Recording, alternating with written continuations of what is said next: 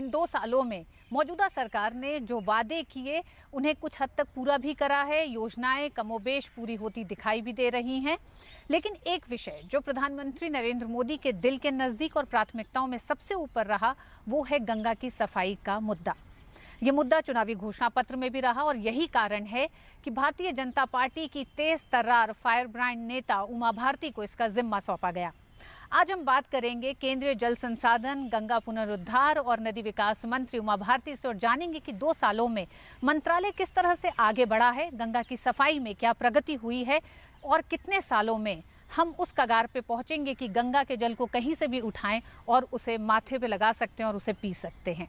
बहुत बहुत स्वागत है उमा भारती जी आपका हमारे इस कार्यक्रम में। उमा जी, सबसे पहले यही जानना चाहेंगे, मुझे लगता है जितने लोग आपका साक्षात्कार देखते होंगे, आपसे बातचीत करते होंगे, उनका सबसे पहला सवाल भी यही होता होगा, जानना भी यही चाहते होंगे कि गंगा कब साफ होगी। गंगा साफ है आस्थावान लोगों के लिए, लेकिन जल वैज्ञानिकों की दृष्टि में, पर्यावरण बंधु की दृष्टि में गंगा दुनिया की 10 सबसे गंदी नदियों में से एक है। उस दृष्टि से हमें उससे निकालने के लिए जो प्रयत्न अभी तक हुए 29 सालों में, उनसे ये सबक सीखते हुए कि असफलताओं के कारण क्या थे, हमने पूरी समग्रता के साथ गंगा की पहले योजना बनाई। क्योंकि जब तक आप समग्रता से योजना नहीं बनाएंगे, उसका फल भी समग्रता से नहीं होगा। फिर समग्रता से बनाई गई योजना का हमने समग्रता के साथ में अप्रूवल भी लिया, पूरा टोटल 20,000 करोड़ हमको प्रधानमंत्री जी ने दिए नमामि गंगे के लिए। 7,000 करोड़ पुराने कामों को पूरा करने के लिए है, जो 29 सालों से जो काम चले आ रहे हैं उनमें से लगभग कोई भी काम ठीक से पूरा नहीं हुआ है और उसमें से कई तो ऐसे हो गए हैं कि वो ठीक कर भी दिए जाएं तो वो किसी भी दृष्टि से उपयोगी नहीं रह गए हैं।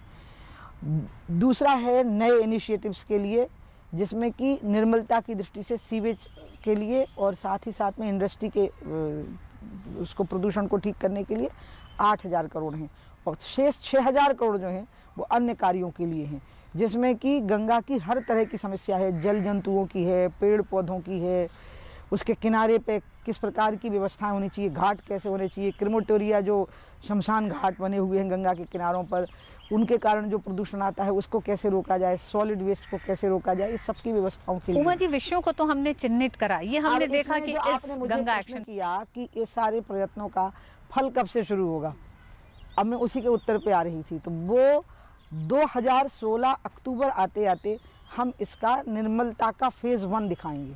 उस फेज 1 में क्या क्या हमें देखने को मिलेगा? उस फेज 1 में आपको 3 चीज़ देखने को मिलेगी। एक, घाट क्लीनिंग मिलेगी, सरफेस क्लीनिंग मिलेगी और एंट्री लेवल एक्टिविटीज़ हैं, जैसे क्रेमेटोरिया हैं, जो स्नान के स्थान हैं, जो खुले में जो लोग शौच करके फिर उसकी गंदगी सीधे डाल देते हैं।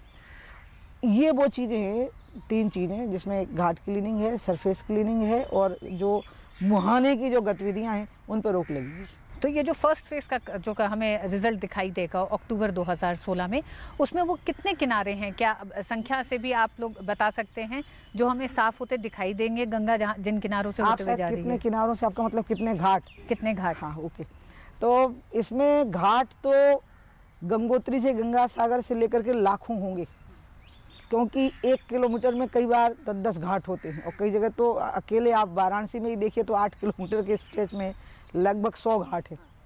तो इसलिए घाटों की गिनती हमने अलग अलग CPSEs को, केंद्र सरकार के जो सेंट्रल पब्लिक सेक्टर यूनिट हैं, उनको कंडीशनल असेसमेंट का हमने काम दिया, जो एक एक करके सबमिट करते जा रहे हैं। अब वो कि किसी के पास में यूपी है, किसी के पास में बंगाल है, किसी के पास में झारखंड है, किसी के पास उत्तराखंड है, किसी के पास उत्तर प्रदेश है और अब वो उन सब बिहार है, वो अपना सबमिशन करते जा रहे हैं कि इतने घाट हैं, इतने क्रेमेटोरिया हैं और साथ में वो ये भी बता रहे हैं कि कहाँ कितने काम की ज़रूरत है और सबमिशन हो रहे हैं। और उसी के साथ में हमारी जो ESC है, जिसमें कि हम प्रोजेक्ट को फिर बाद में अप्रूवल दे रहे हैं, अपना एक सैद्धांतिक अप्रूवल दे रहे हैं, वो उसके साथ हम करते जा रहे हैं।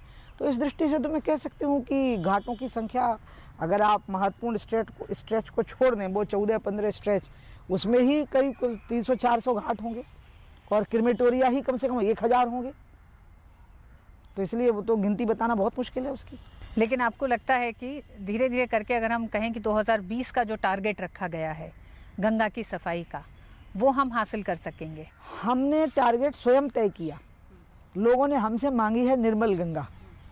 फेज तो हमने किया। सरकारी व्यवस्थाओं में जब हम रहते हैं तो हमें फेजिंग करनी पड़ती है सरकारी तंत्र की बाध्यताओं को समझते हुए, जो कि एक मुझे लगता है कि भारत में पहली बार हुआ होगा या पहले हुआ हो जनता पार्टी के गठन के समय पे कि जो उसका एक्टिविस्ट रहा हो वही उसका मिनिस्टर हो गया हो।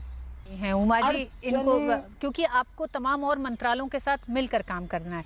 अगर हम औद्योगिक कचरे की बात करते हैं या फिर सीवेज की बात करते हैं या वाटर ट्रीटमेंट प्लांट्स जो हैं उसके बाद जिस पानी को बहाया जा रहा है उसकी बात करते हैं, तो इसमें तो आप अलग अलग मंत्रालय और अलग अलग राज्य सरकारों के साथ एक तरह से बातचीत करने के बाद आप अपने उस निष्कर्ष पे पहुंच पाएंगे। जिस घड़ी में आप मुझसे बात कर रही हैं उसमें मैं कह सकती हूँ कि मुझे अड़चन किसी से नहीं आ रही, मुझे अपने आप से अड़चन आ रही है। और मेरे को अपने आप से अड़चन ये आ रही है कि मेरे स्वभाव में व्यग्रता है, अधैर्य है, जल्दी रिजल्ट दिखाने की आदत है। उस हिसाब से जो सरकारी रूल है वो मैं हूँ, मेरा टेम्परामेंट है, उसकी जो इल मैचिंग है। लेकिन ये आपकी विशेषता मानी गई है, इतना बड़ा जिम्मा आपको देते हुए। आज यही मेरी कठिनाई है और इसने मुझे इतना चिंतित किया हुआ है कि मेरे स्वास्थ्य तक पर इसका असर पड़ा है, क्योंकि मैं चाहती हूँ सब जल्दी कर दो। क्या सुप्रीम कोर्ट ने जो कहा कि 200 साल लग जाएंगे गंगा की सफाई के लिए, कहीं ये कारण है या 29 साल में 4000 करोड़ एक तरह से गंगा की सफाई के लिए हुए लेकिन नतीजा नहीं सामने, उतना मजबूत नतीजा तो सामने कहीं नहीं दिखाई दिया? चिंता गंगा की गंदगी ने हमारी और बढ़ा दी। सुप्रीम कोर्ट की कोई भी बात है ना, उसके पहले ध्यान रखा करो कि उन्हें बोला कब है। ये बात उन्होंने 2014 सितंबर में बोली है, तब तक हमारा काम ही शुरू नहीं हुआ था, इसलिए ये उन्होंने तब बोला है जब हमारा काम शुरू नहीं हुआ था। हम पे जो बोला जाएगा 2016 अक्टूबर के बाद उसका जवाब मैं दूंगी। मैं ये कहूँगी, जब मेरे से मोदी जी ने पूछा था ये सवाल कि तुम ये बताओ कि 29 साल की फेलुअर की स्टोरी क्या है, तो मैंने उनको बताया था वो 3 कारण हैं और अगर हम 3 नहीं करेंगे तो हम सक्सेस हो जाएंगे। पहला है, मैंने कहा था फंडिंग पैटर्न है, जिसमें कि 30% राज्य की सरकार 70% केंद्र की सरकार दे। उसमें क्या हुआ कि मान लो राज्य की और केंद्र की सरकार ने मिला करके फंड नहीं दिए तो वो प्रोजेक्ट अधूरे पड़े हैं, पूरे नहीं हो पा रहा है, यूटिलाइजेशन सर्टिफिकेट, स्पॉट विजिट हो रहे हैं। उनका एक ये कारण बना। दूसरा, मैंने उनको कहा था कि इसमें कोई मॉनिटर करने वाला नहीं था कि काम हो रहा है कि नहीं हो रहा है। और तीसरा था, राज्य और केंद्र के बीच में कोई कोऑर्डिनेशन नहीं था। और इसका जो परिणाम निकला कि पूरे 4000 करोड़ गंगा के नालों में बह गए, गंगा में नहीं बह पाए, नालों में बह गए।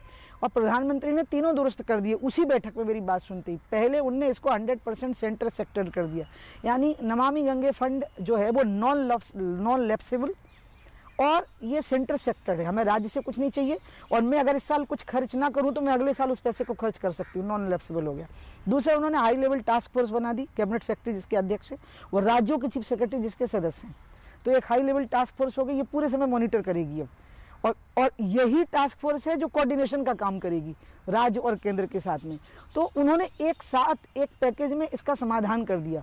तो अब इस समाधान के बाद में जो स्टोरी होगी उसको मैं कह सकती हूँ कि वो सफलता की होगी। तब सुप्रीम कोर्ट की जो टिप्पणी होगी वो हम पे होगी। वक्त एक ब्रेक का, ब्रेक के बाद जानेंगे उमा भारती तेज तर्रार नेता हैं, किस तरह से ये जो वो सारे पहलू हैं जिस पे इनके और सरकार के बीच भी कुछ मतभेद हैं, चाहे वो हाइडल पावर को लगाने की बात हो गंगा में, इस तरह नदियों में, इसको लेकर भी एक मतभेद रहा है, उस पर बात करेंगे कि कैसे उसको लेकर आगे बढ़ रही हैं। वक्त एक छोटे से ब्रेक का।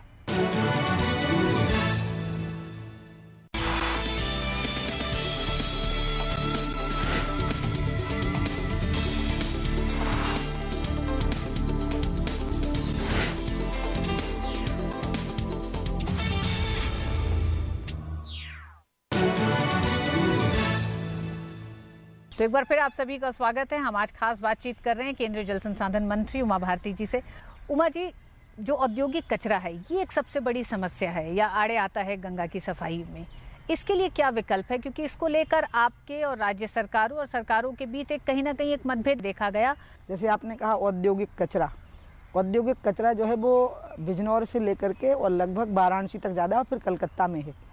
उसके लिए इंडस्ट्रियल जो एफ्लुएंट ट्रीटमेंट प्लांट हैं वो लगाने हैं और हमने उन सारी गंगा किनारे की इंडस्ट्रीज़ की बैठक मैंने 2014 सितंबर में ही बुला ली थी।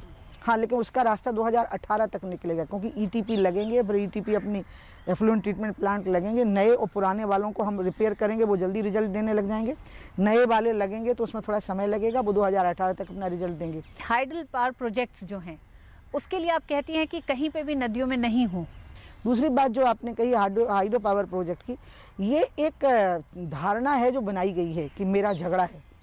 उसका रीज़न ये है कि मोदी जी एक ऐसे व्यक्ति हैं, भारत के प्रधानमंत्री, कि उन्होंने बहुत सारी चीज़ों को ध्वस्त कर दिया है जो हमारे बारे में पहले बनती थी। जैसे एक बनती थी कि हम लोग सरकार चला नहीं पाते, हमारी हर सरकार 2.5 साल में गिर जाती थी। अब हम 15-15, 20-20 साल तक सरकारें चलाते हैं।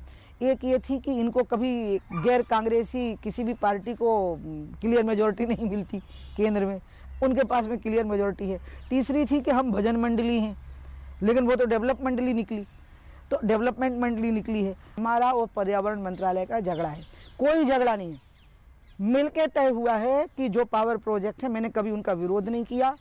और मुझे बहुत बुरा लगता है जब जर्नलिस्ट लोग पूछने लग जाते हैं, मैं हमेशा यही उत्तर देती हूँ और आप लोग फिर यही सवाल करते हैं। तो इसलिए मैं हमेशा बोलती हूँ कि मैंने कब बोला है कि पावर प्रोजेक्ट नहीं होने चाहिए। मैंने बोला है कि कोई भी नदी पर, चाहे इरिगेशन हो चाहे पावर प्रोजेक्ट हो, आप एक ई फ्लो जरूर तय करिए और उसी के अनुसार डिज़ाइन बनाइए ताकि पूरी की पूरी नदी उस प्रोजेक्ट में नष्ट ना हो जाए। इसको पर्यावरण मंत्रालय ने मान लिया है और हमने मिलकर के एफिडेविट दे दिया है। तो कहाँ लड़ाई है? नहीं, ई फ्लो की जो आप बात कर रही हैं, क्या इसका आश्वासन आपको मिल गया और आने वाले समय में अब जो प्रोजेक्ट्स होंगे उसमें ई फ्लो होगा? और ये जो अनुज जोशी वर्सेस भारत सरकार एक केस है जो सुप्रीम कोर्ट में है, हमने अपना मत दे दिया। हमारा पर्यावरण मंत्रालय का जो मत है वो एक है, हमारा पर्यावरण का और पावर का एक ही मत है। और इससे पर्यावरण भी सहमत हो गया, पावर भी सहमत हो गया और पूरी दुनिया इसमें मेरे साथ हुई। और इसमें तो मैं कहूँगी कि मीडिया भी पूरा ही लगभग, और अपोजिशन भी मेरे साथ रहा, राज्यसभा में भी और लोकसभा में भी, कि कोई भी पावर प्रोजेक्ट बने उसमें हमें ना सिर्फ गंगा, किसी भी नदी पे बने, हमें पूरी नदी नष्ट नहीं करना है। इस सिद्धांत को मान लिया है और इस सिद्धांत को हमने कोर्ट में भेज दिया है। अब कोर्ट को फैसला करना है, सुप्रीम कोर्ट को, क्योंकि ये अनुज जोशी वर्सेस भारत सरकार में एफिडेविट गए हैं, ये हमें नहीं फैसला करना है। हाल ही में बीजेपी के नेता मुरली मनोहर जोशी ने जो सिफारिश एक तरह से की टास्क फोर्स बनाने की, और उन्होंने एक तरह से अपनी असंतुष्टि भी व्यक्त की है कि गंगा की सफाई में काम उस रफ्तार से नहीं हो रहा, एक नया टास्क फोर्स बनाने की ज़रूरत है जिसकी निगरानी खुद प्रधानमंत्री करें। जो इस तरह की बात जो बाहर आ रही हैं, ये इसके पीछे क्या कारण लग रहा है, क्या लगता है आपको? गंगा रिवर बेसिन अथॉरिटी के अध्यक्ष प्रधानमंत्री ही हैं। जब आवश्यकता पड़ती है वो हम लोग की एक छोटी छोटी बैठक बुलाते रहते हैं, जब ज़रूरत पड़ती है तो बड़ी बैठक भी बुला लेते हैं। और हाई लेवल टास्क फोर्स जो मैंने आपको पहले ही बताई बनी हुई है, जोशी जी को हम इन बातों से अवगत करा चुके हैं, अब एक बार और करा देंगे। लेकिन एक बात मैं आपको बताऊं, मैं इसको लेके खुश होती हूँ कि वो हमारे बारे में बोलते हैं। हमारी सरकार में इतना वरिष्ठ व्यक्ति जो बैठा हुआ है, जो पहले मंत्री रहे, बहुत बड़े पद पे रहे, पार्टी के अध्यक्ष रहे हैं, अगर वो हमारे अंदर कोई कमी निकाल रहे हैं तो हमें अपनी कमी को दुरुस्त करने का वो मौका दे रहे हैं। देश के सामने जो मौजूदा समस्याएं हैं, जिसमें सूखा है, खराब मॉनसून है, इसके लिए नदियों को जोड़ने के लिए एक लंबे समय से प्रयास भी चल रहा है, योजना भी थी, लेकिन उस तरह से इस पे भी काम नहीं हुआ। आपको क्या लगता है? पर्यावरण विदों का मत दूसरा है, उनका कहना है कि ये पर्यावरण के विनाश की तरफ बढ़ने वाला है, लेकिन सरकार का पक्ष ये है कि नदियों को जोड़ना एकमात्र सल्यूशन है, मतलब यही एकमात्र इलाज है इन समस्याओं का। हमने भी पर्यावरण विदों की राय ली हुई है, हमारी कमेटियों में भी सारे पर्यावरण विद ही हैं। हमने तो मुख्यतः इसके लिए अलग से सब ग्रुप ही बनाया हुआ है। बस ये है कि ये वो पर्यावरणविद हैं जो हमारे खिलाफ बोल रहे हैं, लेकिन वह भी तो पर्यावरणविद ही हैं जिन्होंने कि हमें पर्यावरण के बारे में अपनी ओपिनियन दी है और हमने उन सारी बातों का ध्यान रखा है। रिवर इंटरलिंकिंग के 10 प्रोजेक्ट आज़ादी से पहले लगे थे और वो आज तक पर्यावरण को नहीं बिगाड़ा है। उन्होंने इस देश में हैं 10, मैंने निकाले हैं और मैं अब उनका स्पॉट इंस्पेक्शन करने वाली हूँ। हाँ, आज़ादी के बाद का पहला रिवर इंटरलिंकिंग होगा जो केन बेतवा होगा। इसमें 5 हैं, जो 31 में से 5 हैं जो लगभग शुरू होने की ओर आ गए हैं। इस 2 साल की अनथक मेहनत जो हुई है उसमें से एक बिल्कुल प्रोमिनेंट हो गया है केन बेतवा। और आपने जो मुख्य बात कही, बाढ़ और सुखाड़ का जो संतुलन बनाना है, बिहार में इसको बाढ़ और सुखाड़ बोलते हैं, एक तरफ सूखा और एक तरफ, मतलब आप देखिएगा जिस दिन लातूर में दंगे हो रहे थे पानी के लिए, उसी दिन असम में बाढ़ आई हुई थी। मतलब देश के एक हिस्से में बाढ़ थी, हमेशा से ऐसा रहा है। इसका संतुलन भर बनाना है। जो पर्यावरणविदों ने जो शंकाएं इसको लेके कही हैं उनका हमने समाधान कर दिया है, लेकिन जो कल्पनाओं में अगर कोई भय खाएगा कि ऊपर से छत गिर गई तो क्या होगा, इसका उत्तर आप कभी नहीं दे पाओगे। आप उत्तर ये दे सकते हो कि लोहा ठीक है, दीवारें ठीक हैं, पिलर ठीक लगा हुआ है, नहीं गिरेगा। तो उनके मन में जो शंकाएं थी कि मछलियों का क्या होगा, पेड़ पौधों का क्या होगा, क्योंकि अलग अलग प्रकार की 2 नदियों का जल जुड़ेगा, हमने सारे उत्तर दिए कि हिमालय की नदियां अलग होंगी, मैदानी नदियां अलग होंगी, सेम क्लाइमेट की नदियां जोड़ी जाएंगी। हमको प्रधानमंत्री ने जिन चीज़ों का एहतियात बरतने को कहा वो मैंने पूरा ध्यान रखा। एक, उन्होंने कहा कि इंटरनेशनल बाउंड्रीज की नदियों को तब तक नहीं चुना है जब तक सब देशों के लोग राजी ना हों। दूसरा, उन्होंने कहा कि उन राज्यों के प्रोजेक्ट नहीं जोड़ना है जिनमें कि इन नदियों को जोड़ने को लेकर के एक मत न हो। हमने इसलिए शुरुआत ही वहाँ से की है जिसमें कि राज्य एक मत हैं, जैसे कि केन बेतवा लिंक जो लगभग अब उसकी पर्यावरण मंजूरी हो गई, यानी वो शुरू होने को आ गया, उसमें हमने इसका ध्यान रखा। आप देखिए केन बेतवा लिंक भारत के सबसे बड़े सूखाग्रस्त इलाके को पानी से सराबोर कर देगा, और अगर हमने भगवान की दया से इसको समय पर शुरू कर दिया तो 7 साल में इसका परिणाम आ जाएगा, और ये अपने आप में एक रिकॉर्ड होगा और पूरी दुनिया के लिए एक आश्चर्य होगा।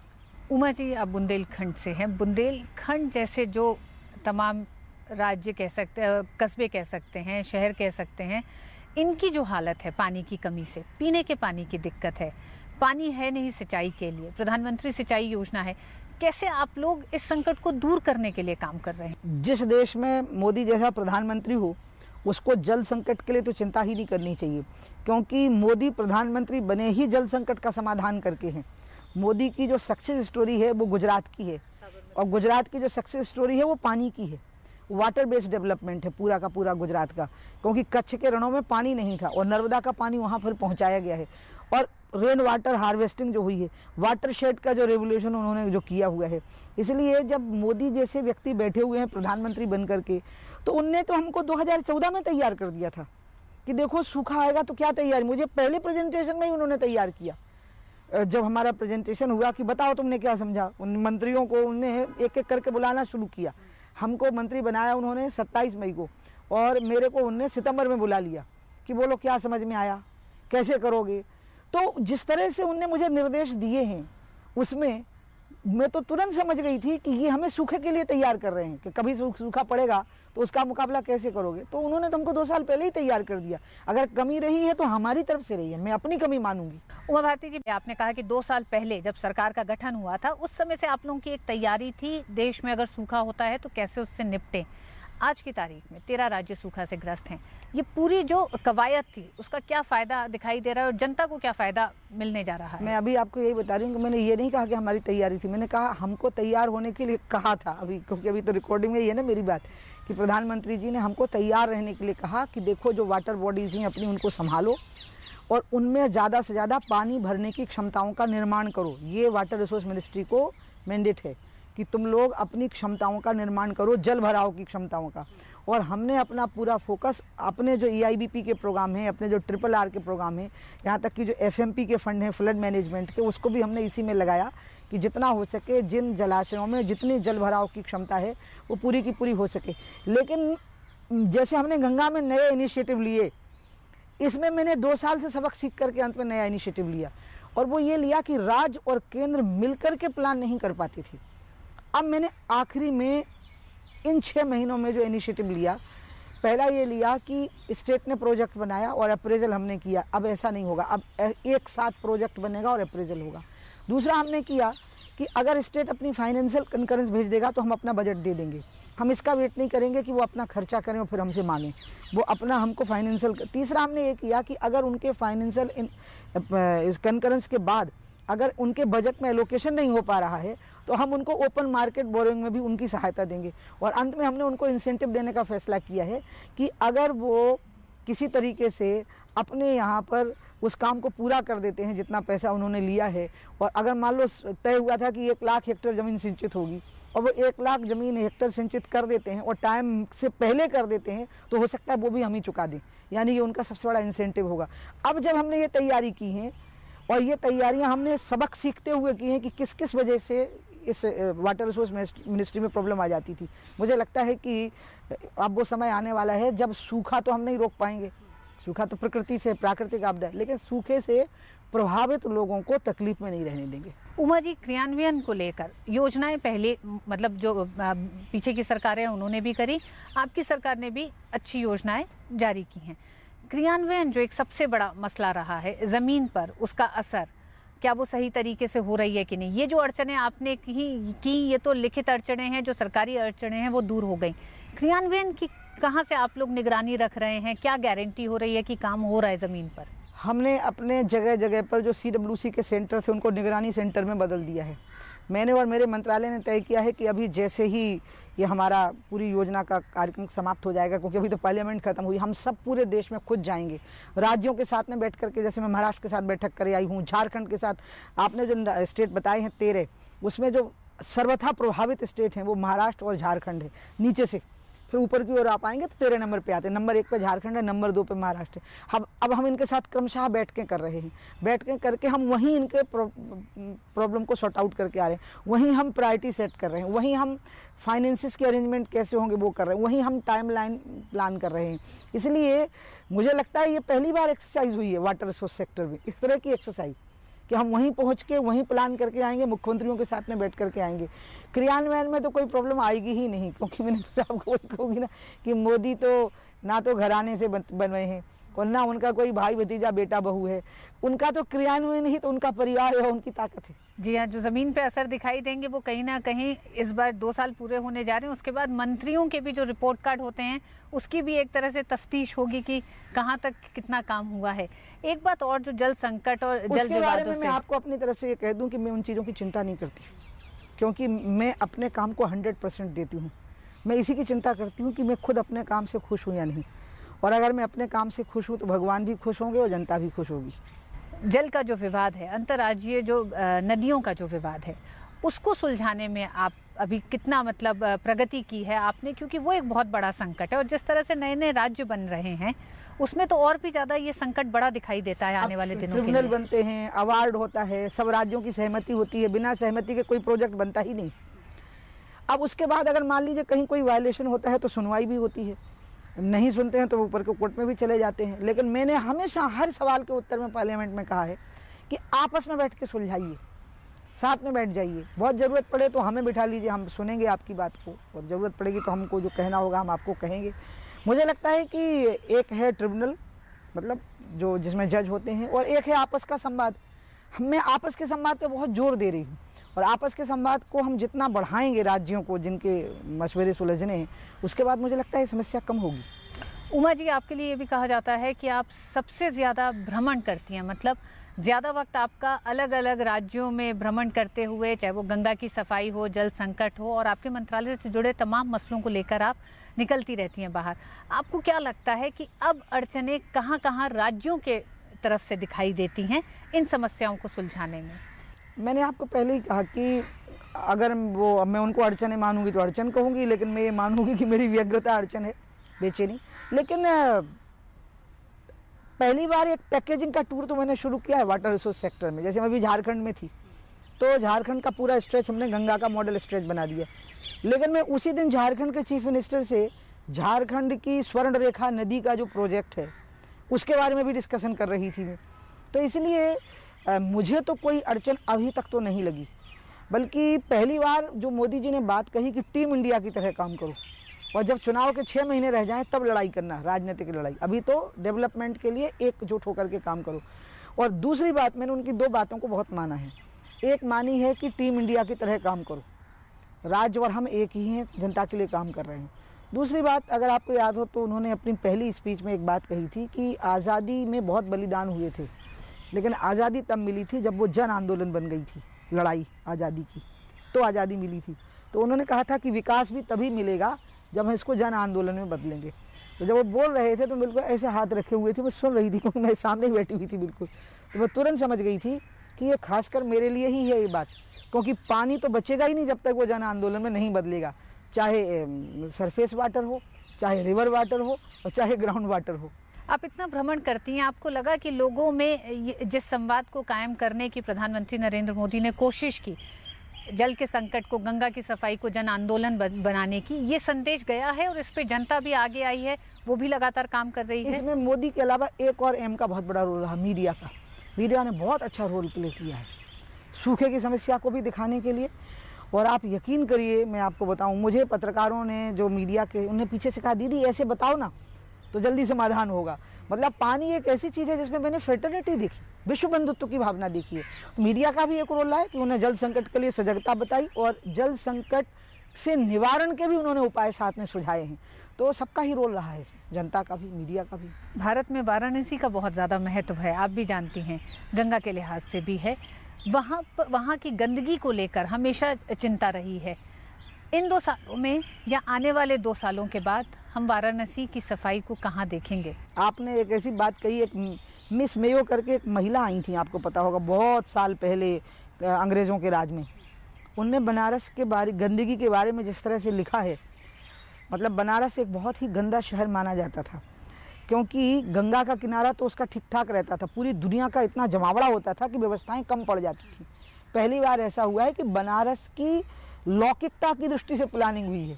इसके पहले बनारस की अलौकिकता पर ही लोगों का ध्यान रहता था, और अब बनारस की आत्मा की जगह थोड़ा शरीर की तरफ भी ध्यान गया। वो मोदी जी की दृष्टि ऐसी, क्योंकि वो गंदगी नहीं बर्दाश्त करते हैं, धूल।